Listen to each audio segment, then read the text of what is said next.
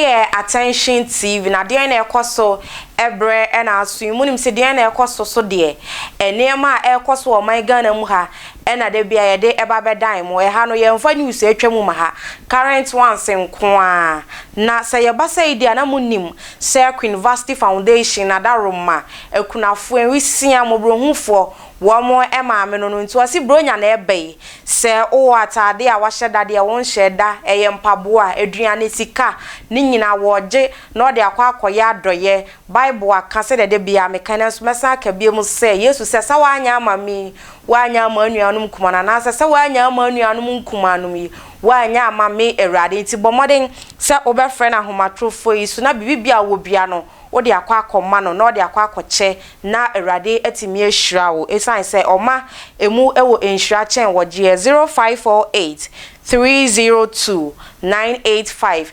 Queen University Sia sa enso na Natis Boutique and Cosmetic womo enso eso masene womo akachi na ukopiemu ablekuma Agape Tarazwa ubenya atade papa se woso krampo na body kon no ye ma wode wo matade enso de hye wa wunhia bibabi bia eye unisex enti wo yobe ma nso abetime de wani akyeremu ewo ho sanso ena eye nkupapa ena wo pede asa redie nani ama bibia akokama ede amosansa redie wo hoi yensre emfa ntu kwan ukopiemu ho a wo yetuntum a wo behwew na wo ma enku ebe ma tuntum na toso sanso ena wo ye kokwa wo be ma wo enku a ene wo kokwa ne befa bia na wodi enku bi na akwasra ma menso oben aye wanim na afi wo kala na akasa na efiri wo kon mu nyina besu na ase no aye coke kakra fanta kakra ensuru akire ukopie mu ewo Natis Boutique and Cosmetics a wo be ma wo enku a ebe popa sa de ni nyina afiri ho ama ohonam no aye sokosoko se honam sardine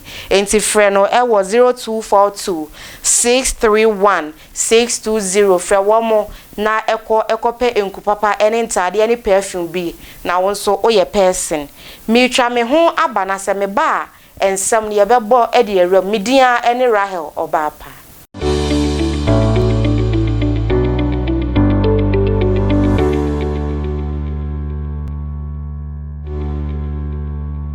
Nigerian actress Tonto Dikese se o se your friend King Tonto na waba be piemu ewo my Ghana mu waba be ye business kakra na ajabronya ebe wape ye CDC bi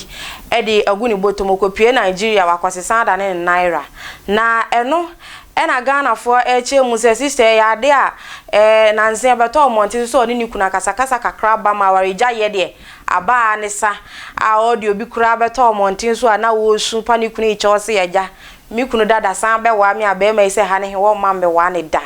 enso se no timu se e ka me se nikunu ho ya oni nyina no wayi e de afri ni mu na waba Ghana ne ni agye pa washia Ghanaian actress Jackie Appiah na yenko hwe se de washia Jackie Appiah no ani gie ene emoso a wo mo ebo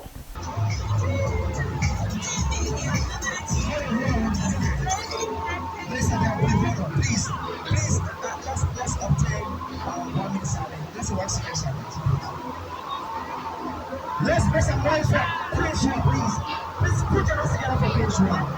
Hello? Put your hands together for Queen. No, we're not anybody. I just want people to celebrate you once you are here. And you are doing the best of Yatwa and some so. Empress gifty or say can he be near friend gifty or say dear Empress about be Canadian who Mrs. Sadoye. Na wakasa chemu se Ghana for ye hwehwe ni mudodo asem bia ye pese ehuahu na ye hunu ni nyina ne se na nsen ne to ya bai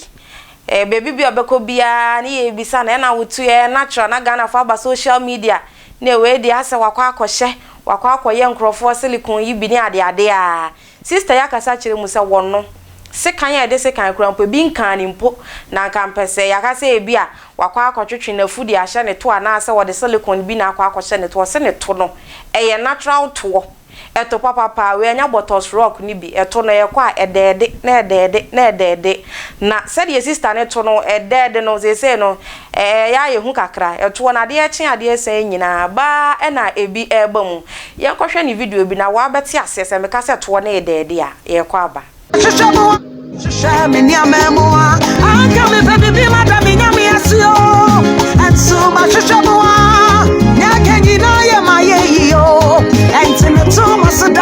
Martha Ankoma oye Ghanaian actress sister eba no se ye twase ne wo mo e ka brofu yi be friend Gollywood na wodi mu entintin mai pa na ono so de onfa ne nyamesum ni agro ene wo friend ni interview obe preach sesi a wo kasa ne we ne wanko tu Bible ne chese Martha Ankoma wa ma na Martha Ankoma e video bi enam social media so na video no na Ghana fo e kasa chem se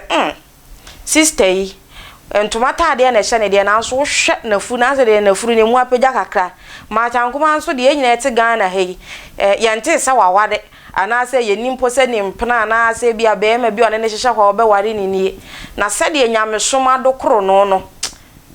we ba se nyinse pa no anyem de be nwanwa Ghana fo se Martha Ankoma nyame na meka omusi u video yi de asa wonyem